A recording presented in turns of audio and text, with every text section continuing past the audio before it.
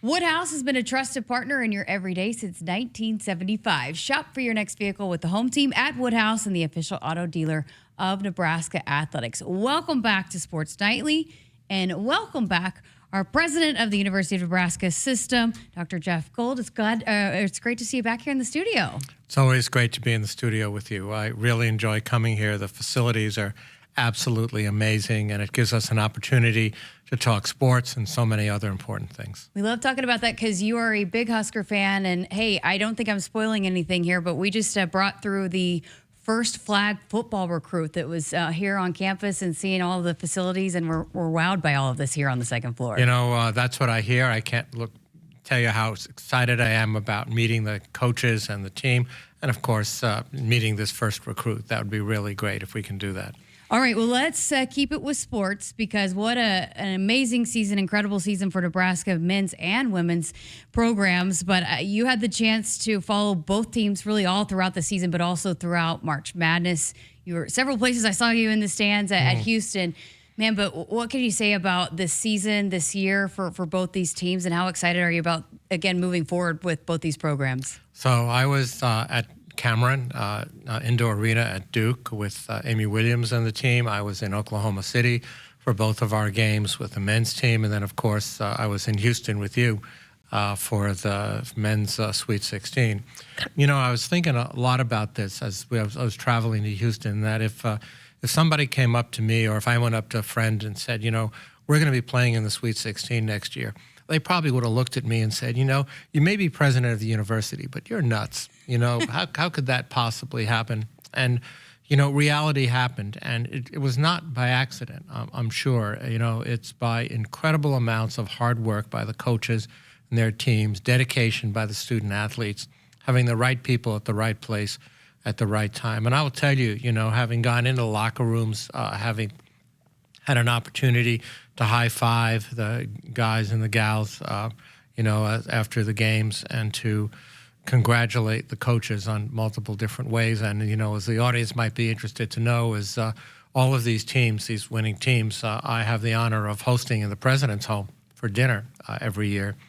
We just had the volleyball team over not too long ago, and I know that UNK wrestling is coming up next, and then of course, we have our wrestling team here at UNL and men's and women's roundball. And obviously, given the way the baseball and softball season's been going, and I don't want to jinx it, but, you know, they can look forward to a good dinner as well. We keep saying it's a great time to be a Husker fan.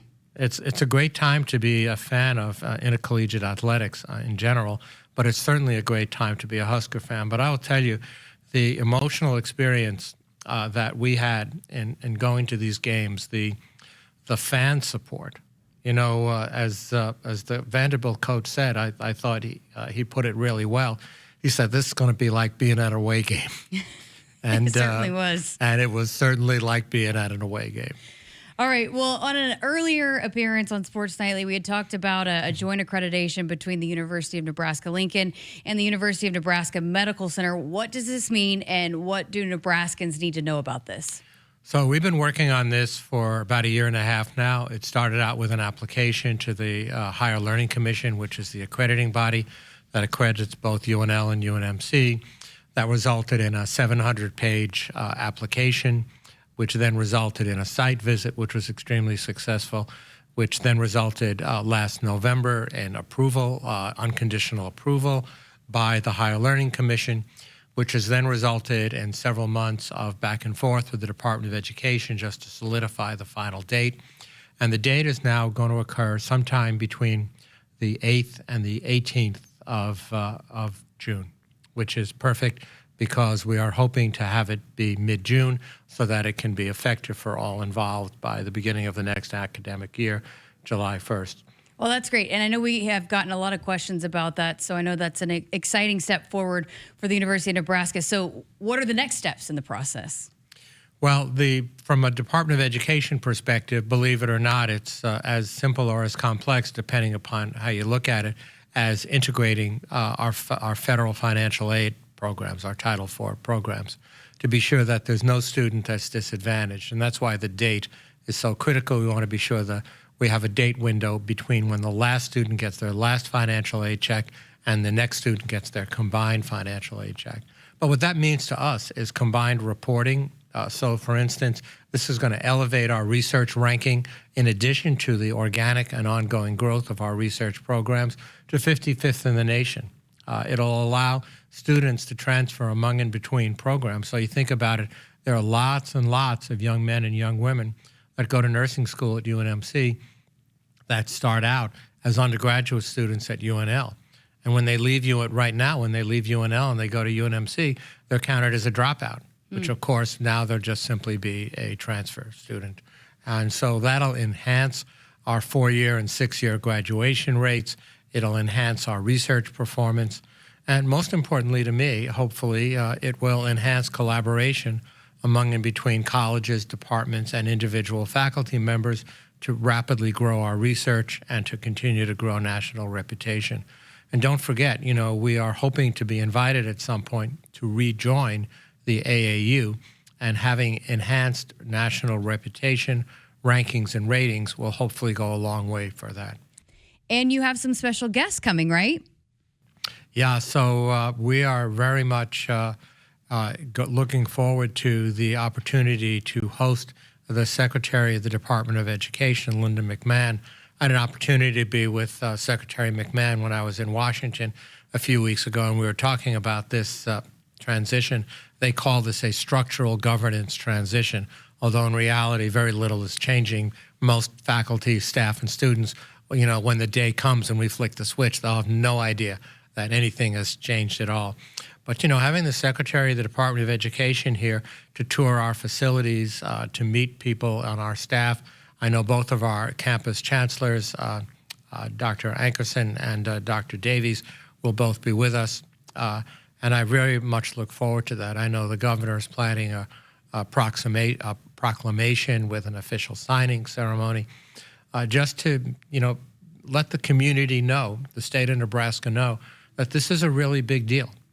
This single accreditation of UNL and UNMC was in that state before 1968. And when the university system was created by the legislature and signed into law by the governor, and the first president of the university was put into place, that's when they were split. So they've been apart since 68. So now essentially, we're reliving history and putting them back together. Wow, that's great. Well, another exciting milestone that happened for the university last month is the investiture of UNK's Chancellor, Dr. Neil Schnoor. So how was that event, and what do you see in UNK's future? Well, I was really thrilled to have been there with Neil and his family and to formally invest him. He's somebody that knows Kearney extremely well. He was on their faculty.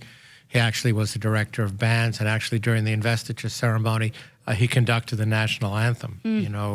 I reminded him at the microphone that he does have a day job and that there are plenty of people that hopefully can very ably conduct the wind ensemble, which performed the national anthem. However, Dr. Schnoor is the right person at the right time in the right place. He grew up in rural Nebraska, went to school in Pierce as a graduate, was here for many years, taught in the K-12 school system, taught for UNK, and then rose to the ranks of senior advisor to Chancellor at that time, Doug Christensen. And now, having been in California and having been in South Dakota, has had multiple very significant leadership roles and comes back to us with great experience. And in following in the footsteps of Doug Christensen, the longest serving chancellor in the history of the University of Nebraska system, we needed the right person. We needed somebody who knows Kearney and knows UNK, but also has the energy and the experience to really try to take it to the next level. And again, I think Neil and his wife Teresa are the right people at the right time. And Teresa, if the audience doesn't know this, was a school principal in Kearney for many years and actually just retired. Wow, that's awesome. What a cool story. Well, you are a part of several really impressive committees, and not even just with the I guess all across the board, and including sports. And I think our listeners will be fascinating to hear about the President's Roundtable on Saving College Athletics that you are a part of. Yeah, so, this made a few newspaper stories here and there that about a month ago, I was invited to attend a roundtable meeting in the East Room of the White House hosted by President Trump. And it was really an amazing group of people. It was, on a late afternoon. It started at about 4 o'clock, and we had over 2.5 hours of very heartfelt discussion. And, many of the major conference commissioners were there, including our Big Ten Commissioner, Tony Petitti.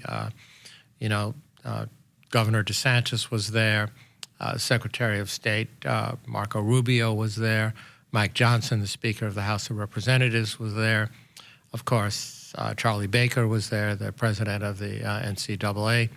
And there were just this very small group of university presidents. There were just 3 of us there. And Nick Saban was there, and Urban Meyer was there. And it was quite a group of people, but with a shared sense of urgency that as a result of the House settlement and other factors that have been going on, that has been very difficult to maintain stability, within collegiate athletics at this time. And, not fault to anybody, but the recurring door, the revolving door of the transfer portal, issues around eligibility, how long you're eligible, issues around, for instance, state sovereignty.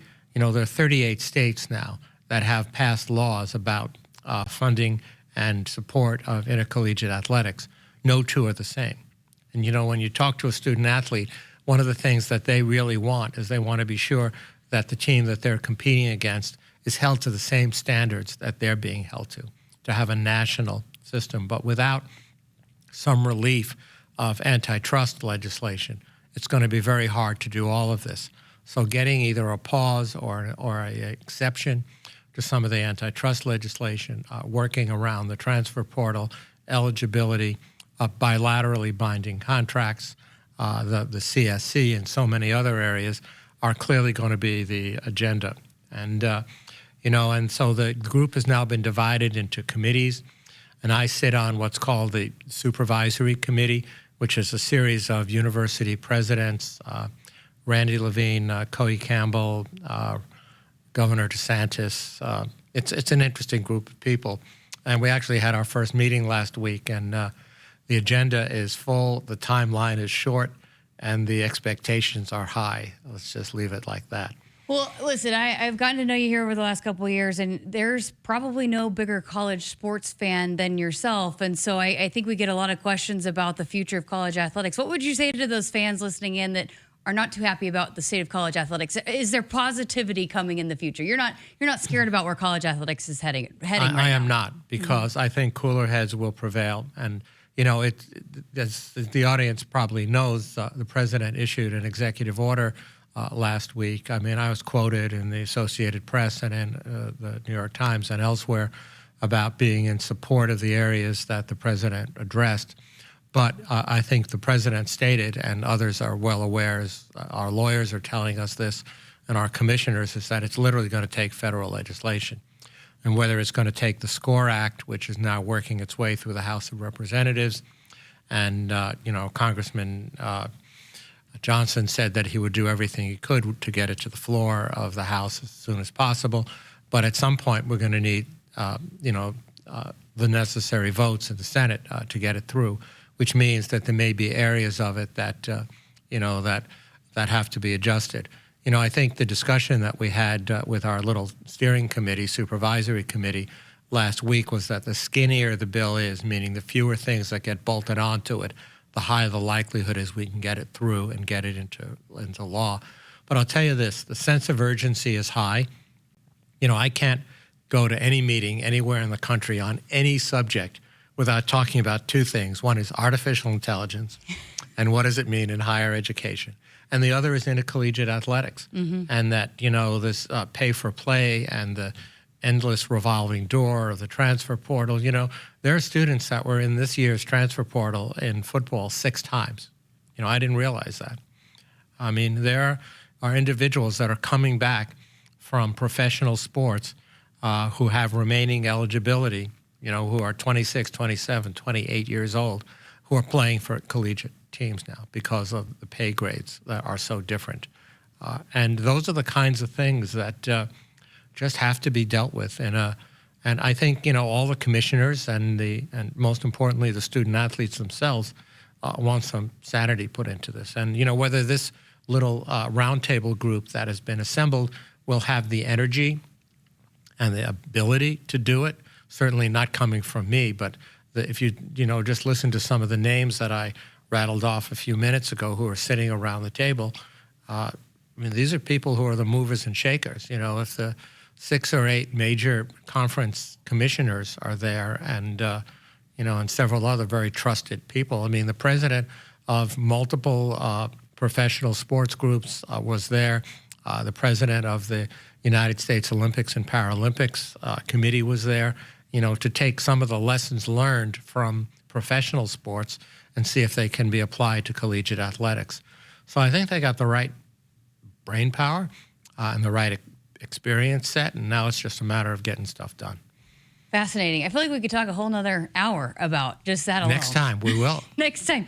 All right, last thing, we just wrapped up spring football, and we're in the middle of spring volleyball. What excites you about the fall, I guess, the most, as you're getting a little bit of a taste of both these teams? Yeah, so excited about all of that. In addition to what you just said about starting the recruits for flag football, I was at the spring game and got to stand on the turf and really watch the red and the white go at each other as they do, and very excited. I know Coach Rule is really excited about what the season is going to look like. I'm well aware it's going to be a tough season. You just have to look at the at the schedule and look at last year, and as they say in the investment world, past performance does not predict future outcome, right, or something like that. I got a lot of excitement, and I always bet on the Huskers, and the Mavs as well as the Lopers. Oh, great stuff. Fantastic stuff. As always a pleasure chatting with you. Thanks for being here. Look forward to next time. Yes, we'll have you on soon enough. All right, again, that is Dr. Jeffrey Gold, the University of Nebraska System President, joining us here on Sports Nightly. Got to step aside for a break. More coming up right after this.